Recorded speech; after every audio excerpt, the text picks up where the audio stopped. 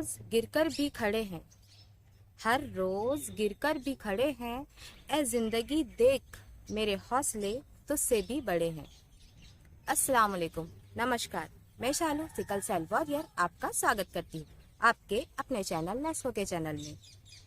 सबसे पहले तो मैं समस्त नेस्को फैमिली की तरफ से आप सभी को बहुत बहुत रमज़ान मुबारक बोलना चाहूँगी और नवरात्रि की हार्दिक शुभकामनाएं देना चाहूँगी। आइए आज हम सुनते हैं छिंदवाड़ा मध्य प्रदेश से एक ऐसी लड़की की कहानी जिन्होंने किसी के साथ ना होते हुए भी अकेले ही इस बीमारी से लड़ा है, डरकर नहीं डटकर। ऐसी सिकल सेल वॉरियर नजराना मंसूरी की कहानी को सुनते हैं।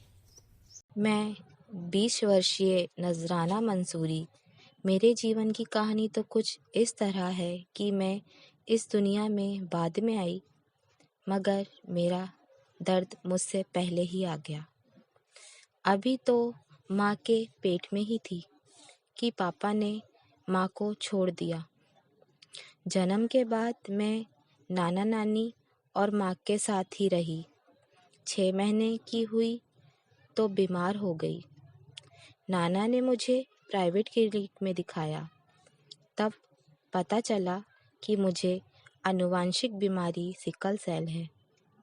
ये खबर सुनकर नाना नानी और माँ टूट से गए और ये चिंता में रहने लगे कि मुझे रोटी देंगे या दवाई, क्योंकि बड़ी मुश्किल से तो नाना 2 वक्त की रोटी का इंतज़ाम कर पाते थे। अब उनके बूढ़े कंधों पर एक और बोझ आ पड़ा। पर कभी मुझे इस बात का एहसास भी नहीं होने दिया। जैसे जैसे मैं बड़ी होती गई वैसे वैसे मेरी बीमारी ज़्यादा बढ़ने लगी और जब मैं 10 साल की हुई तो मेरी माँ ने भी मुझे छोड़ दिया और दूसरी शादी कर ली। उस दिन लगा जैसे मानो अनाथ हो गई हूँ, पर नाना नानी ने मुझे सहारा दिया और मुझे अपनी बेटी बनाकर पाला पोसा। खुशियाँ ज़्यादा दिन तक नहीं थी साथ मेरे, क्योंकि जैसे ही 15 साल की हुई वैसे ही मेरी नानी की डेथ हो गई।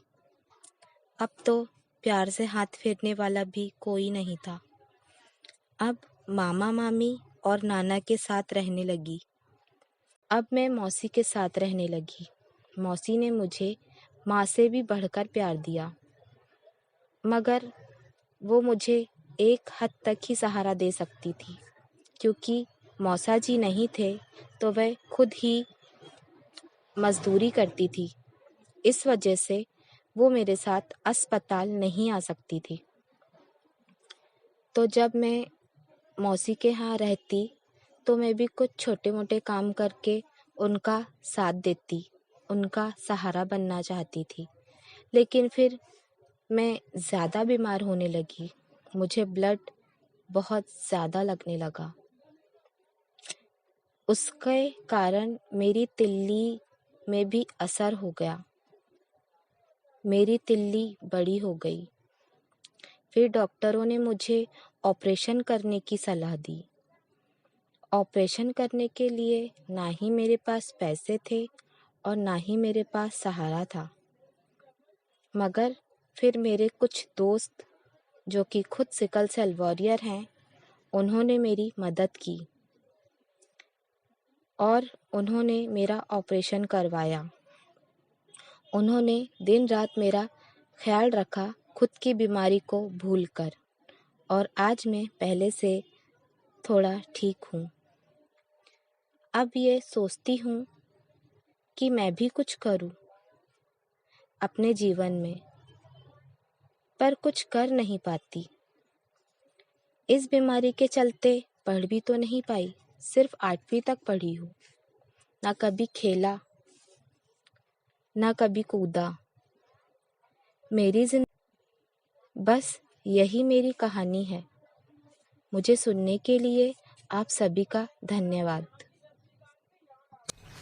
तो दोस्तों, आपने देखा कि कैसे नजराना ने अकेले ही अपने जीवन की लड़ाई को लड़ा है।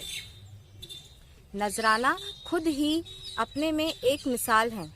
नजराना, आपके ऐसे जज्बे को हम सलाम करते हैं। मिलते हैं एक नई और उड़ान भरी कहानी के साथ। तब तक के लिए आप हमारे चैनल को लाइक, कमेंट और सब्सक्राइब करना ना भूलें। धन्यवाद। अल्लाह हाफिज़।